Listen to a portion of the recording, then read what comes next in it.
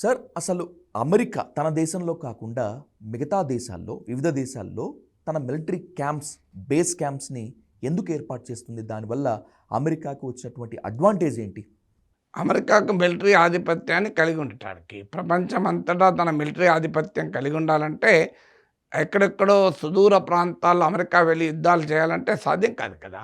అందుకే ప్రపంచం అంతటా తన మిలిటరీ క్యాంపులను పెట్టడం ద్వారా ఆయా ప్రాంతాల్లో తన ఆధిపత్యాన్ని నిలుపుకుంటుంది. ఇప్పుడు ఉదాహరణకు United Arab Emirates, Jordan, Kuwait, Qatar, బెహ్రెయిన్లో పెట్టడం ద్వారా పశ్చిమాసియాలో తన గ్రిప్ పెట్టుకుంటుంది.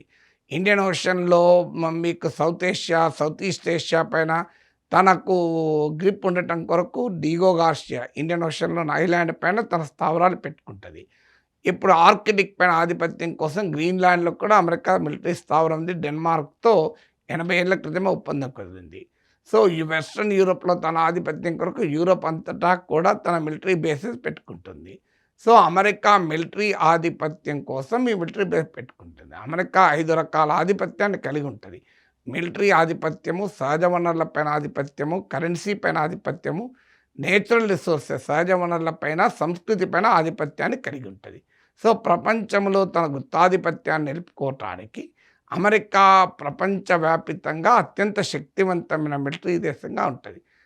అమెరికా మిలిటరీ పైన చేసే ఖర్చు ప్రపంచంలో మిగతా అన్ని దేశాలు కలిపి కూడా చేయవు. సో అందువల్ల తన మిలిటరీ సుప్రమసీ ద్వారా తన ఎకనామిక్ సుప్రమసీ, తన పొలిటికల్ సుప్రమసీని అమెరికా కాపాడదలుచుకుంది.